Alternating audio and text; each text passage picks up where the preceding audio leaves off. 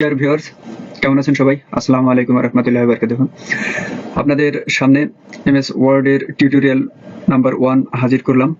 আশা করি সবাই ভিডিওটি দেখবেন। তো আজকে আমরা যে বিষয়টা শিখব সেটা হচ্ছে এমএস ওয়ার্ড এর হোম ট্যাবের ভিতরে যে অপশনগুলো থাকে সেই অপশনগুলো নিয়ে আমরা আজকে আলোচনা করব এবং শিখব। সো প্রথমে আমি একটা ডকুমেন্ট ক্রিয়েট করে নেব। এর জন্য আমি ডেস্কটপ থেকে রাইট বাটন ক্লিক করে যে ডায়লগ বক্সটা পাবো সেটা থেকে এখানে মাইক্রোসফট অফিস ওয়ার্ড ডকুমেন্ট এটাতে ক্লিক করে একটা ফাইল ক্রিয়েট করব। এটার নাম দেব টিউটোরিয়াল 1 দিয়ে এন্টার প্রেস করে দিলাম। আচ্ছা, টিউটোরিয়াল 1 এখন এটাকে আমি ওপেন করব। ওপেন করলে আমার এমএস অফিস ওয়ার্ড 2007 এটা দিয়ে আমি চালাই। তো এটা আমার ওপেন হয়ে গেল। তো এখানে উপরে দেখতে পাচ্ছেন টিউটোরিয়াল 1.docs এমএস ওয়ার্ড, এটা হচ্ছে টাইটেল বার। আর টাইটেল বারের নিচে হচ্ছে মেনু বার বা ট্যাব বার। আর এই যে প্রথমে যে অফিস বাটন এখানে শো করছে এটা হচ্ছে ফাইল ট্যাব, আর এগুলো হচ্ছে মেনু। তার নিচে হচ্ছে সাব মেনুগুলো রিবনের মধ্যে থাকে।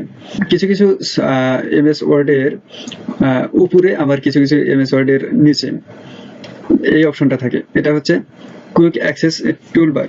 এটাকে কাস্টমাইজ করা যায়। কাস্টমাইজ করে এখানে অপশনগুলো আনা যায় বা হাইড করে রাখা যায়। হোমের সাথে যে টুলস গুলো আছে সেগুলো কিন্তু শো করতেছে কোথায়? রিবনের মধ্যে। এই হচ্ছে বিষয়। ক্লিপবোর্ড গ্রুপের ভিতরে কি কি অপশন আছে? পেস্ট আছে, কাট আছে, কপি আছে, ফরম্যাট প্রিন্টার আছে। ঠিক আছে, তো আর কি একটু বাহ্যিক একটু আলোচনা করি। সেটা হচ্ছে এটা হচ্ছে জুম কন্ট্রোলার। এটা দিয়ে মাইনাস চিহ্ন দিলে জুম আউট হবে, আর প্লাস চিহ্ন দিলে জুম ইন হবে। আর এটা হচ্ছে স্ক্রল বার। কথা আর বাড়াই না, এখন আমরা কাজে যাই। তো কাজে যাওয়ার পূর্বে যেটা করতে হবে সেটা হচ্ছে আপনারা ভালো করে লক্ষ্য করেন, এখানে যে পেস্ট অপশনটা কিন্তু এখানে অপাসিটি এমন মানে খুব কম করে দেওয়া আছে। মানে এখানে মাউস পয়েন্টার রাখলে কোনো কাজ হবে না, ইনঅ্যাক্টিভ অবস্থায় আছে। এখন আমি কিছু লিখে আপনাদের আমি দেখাবো। সো প্রথমে আমি এটা টাইমস নিউ রোমান নিলাম, নিয়ে ফন্টটা একটু বাড়িয়ে দিয়েছি, বাড়িয়ে দিয়ে একটু বোল্ড করে নিই। বাড়ি থেকে নয়েজ আসে, কেউ কিছু মনে নেব না। সো প্রথমে লিখবো মাই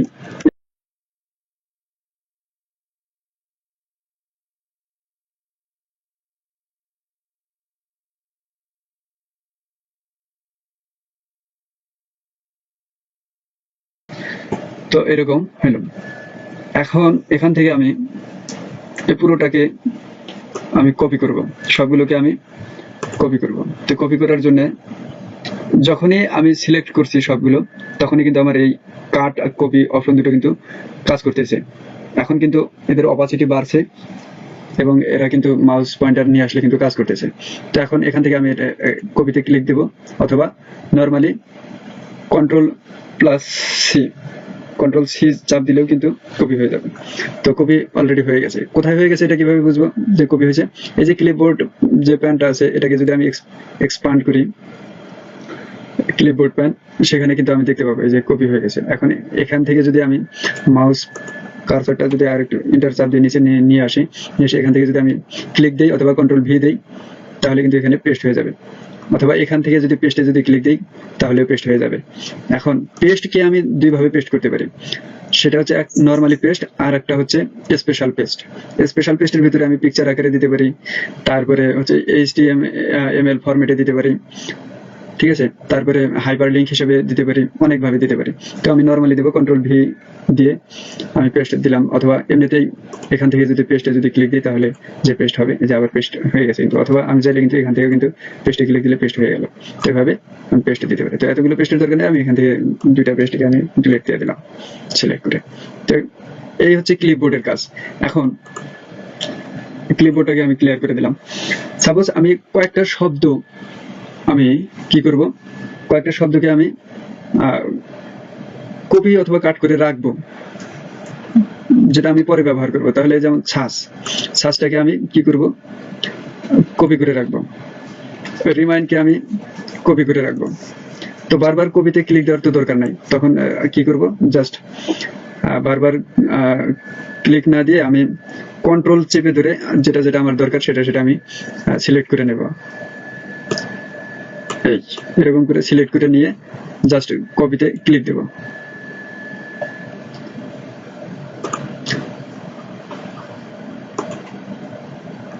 দেখুন যে of is and experiences but, of is and experiences but সব কিন্তু একসাথে কিন্তু কপি হয়ে গেছে। অথবা যদি কাটও করতে চাই এভাবে আমরা কাট করতে পারবো।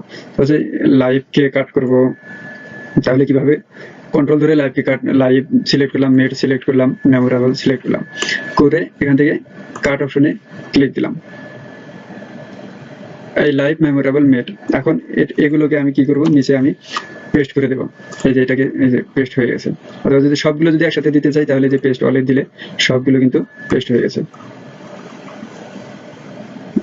সাস সব আছে এখানে, এই যে সাস রিমাইন্ড অফ সবই আছে। সো এভাবে আমরা ক্লিপবোর্ডকে ব্যবহার করব। অনেক সময় দেখা যায় যে কিছু শব্দ আমরা একসাথে নেব, নিয়ে পরে সেগুলো আমরা ব্যবহার করব, তখন কিন্তু এইভাবে আমরা কাজ করব। তো যদি এটা যদি আমি কাট করতে চাই বা ডিলিট করতে চাই তাহলে কি করব, ডিলিট করতে চাইলে ব্যাক স্পেস অথবা ডিলিট প্রেস করলে হবে। আর যদি কাট করতে চাই তাহলে যে কাট করলে সরে যাবে। আর এখান থেকে তাহলে অতিরিক্ত যেটা করতে হবে, ডিলিট করার জন্য ক্লিয়ার ওয়ালে দিলে ক্লিপবোর্ড পরিষ্কার হয়ে যাবে। এই এখন তো এই হচ্ছে ক্লিপবোর্ডের কাজ। তো ক্লিপবোর্ড আমি ক্লোজ করে দিলাম। এখন যেটা করব দেখবো সেটা হচ্ছে পেস্টের যে বিষয়টা সেটা একটু দেখি। সাপোজ ধরুন আমি remind evergreen in our heart, এই লেখাটুকু আমি কপি করলাম। কপি করে এখন আমি পেস্ট করব কি হাইপার লিঙ্ক হিসেবে। কিভাবে সেটা, এই লেখাটুকুকে আমি হাইপার লিঙ্ক মানে লিঙ্ক হিসেবে ব্যবহার করব। তাহলে যে হাইপার লিঙ্কে ক্লিক দিলে দেখুন এটা একটা মানে হাইপার লিঙ্ক হিসেবে কিন্তু কাজ করছে। একটা ওয়েবসাইটের লিঙ্ক যেমন থাকে ওইরকম কিন্তু কাজ করছে। এটাকে কিন্তু একটা ইন্ডিকেট করে দিচ্ছে যে এটা একটা গুরুত্বপূর্ণ কোনো কিছুর লিঙ্ক। এইভাবে ব্যবহার করবে। আর স্পেশাল পেস্ট স্পেশাল যেটা সেটা হচ্ছে কিরকম, সাপোজ এখানে ইন্ট্রোডাকশন এই কথাটুকু আমি স্পেশাল পেস্টে কিভাবে দেব, এটা কপি করলাম। কপি করে ঠিক কার্সরটা একদম নিচে নিয়ে আসলাম, নিয়ে এসে স্পেশাল পেস্টে সাপোজ আমি এটা পিকচার আকারে এটা আমি পেস্ট করব। এই দেখুন এই যে এটা কিন্তু নর্মালি কিন্তু হবে না। এটাকে যদি আমি কাজ করতে চাই তাহলে কিন্তু এখন কিন্তু এটা কার্সর কিন্তু সহজে কাজ করবে না। এটা কিন্তু পিকচার আকারে কিন্তু আছে, ঠিক আছে। এই দেখুন এখানে চাইলে আমি পিকচার অ্যাড করতে পারি। এখানে ফরম্যাটটা আছে পিকচারের ফরম্যাটে। তো এইভাবে কাজ করতে হবে। তাই এটা আমি ডিলিট করে দিলাম, এখান থেকে এটাকেও ডিলিট করে দিলাম। এবার আমরা যে বিষয়টা দেখবো সেটা হচ্ছে ফরম্যাট পেইন্টারের কাজটা কি। তো ফরম্যাট পেইন্টারের কাজটা হচ্ছে এরকম, যেমন ডেটাকে আমি বোল্ড করে দিলাম এবং ইটালিক করে দিলাম। সেই সাথে এর কালারটা আমি রেড করে দিলাম এবং আন্ডারলাইনও করে দিলাম। কতগুলো কাজ করেছি। আচ্ছা এর ফন্টটাকে আরো একটু বাড়াই, 20 করে দিচ্ছি। হ্যাঁ, এখন আমি চাচ্ছি যে ইন্ট্রোডাকশন থেকে শুরু করে যতগুলো ওয়ার্ড আছে, এখানে ওয়ার্ড আছে 45টা ওয়ার্ড আছে। এই 45টা ডে সব, তো বাকি 44 words will be same as the word, ঠিক আছে। সো এতগুলো ওয়ার্ডকে আমি ডে এর মতন একই সেম আন্ডারলাইন দেব, সেম দেব, কালার কারেকশন করব, তারপরে ফন্ট দেব। কিভাবে দেবো, এটা কিভাবে সম্ভব? সেটা তো সম্ভব না। বারবার ফন্টের আকার চেঞ্জ করা, ফন্টের কালার চেঞ্জ করা, এতগুলো তো সম্ভব না। তো সেজন্য আমি কি করব, এই যে ডে যে ওয়ার্ডটা আছে, ডে ওয়ার্ডটাকে আমি সিলেক্ট করে ফরম্যাট পেইন্টারে ক্লিক দেবো, একটা ক্লিক দেবো। ক্লিক দিয়ে সবগুলোকে সিলেক্ট করে যেটা আমি চেঞ্জ করতে চাই সিলেক্ট করে বাস ছেড়ে দিলাম, হয়ে গেল। সব কিন্তু এই ডে এর মতনই কিন্তু আসছে। এখন উপরে এটাকেও যদি আমি চেঞ্জ করতে চাই তাহলে ইন্ট্রোডাকশন এটাকে সিলেক্ট করে ফরম্যাট পেইন্টারে যাব, গিয়ে সবগুলো সিলেক্ট করে দিলাম, হয়ে গেল। অথবা এটাকেও যদি এই ফুল স্টপটাকেও আমি চেঞ্জ করে দিই। আশা করি বুঝতে পেরেছেন। তো এখন আমি এই ফাইলটাকে সেভ করবো, তো সেভ করার জন্য কন্ট্রোল এস অথবা সেভে এখানে ক্লিক দিলে কিন্তু সেভ হয়ে যাবে। সেভ হয়ে গেছে। তো লেখার মাঝে মাঝে অবশ্যই সেভ দিতে হবে, তাহলে সেভ হবে। অর্থাৎ কারেন্ট বা ইলেকট্রিসিটি গেলে আপনার ফাইল মিসিং হওয়ার সম্ভাবনা কম থাকবে। তো এইভাবে আমাদের কাজ করতে হবে। তো আজকে আমরা কি শিখলাম, হোম মেনুর যে ক্লিপবোর্ড অপশনটুকু রিবনের এটুকু শিখলাম, পাশাপাশি কুইক অ্যাক্সেস টুলবার কিভাবে কাস্টমাইজ করতে হয় সেটা শিখলাম, এবং আর কি শিখলাম, আর শিখলাম আন্ডু রিডু। এই বিষয়টা হচ্ছে একটু দেখাই। এই যে এখানে যে বিষয়গুলো আছে ধীরে ধীরে কিন্তু পরিবর্তন হচ্ছে, তো এটাকে বলা হচ্ছে আন্ডু পেস্ট ফরম্যাট।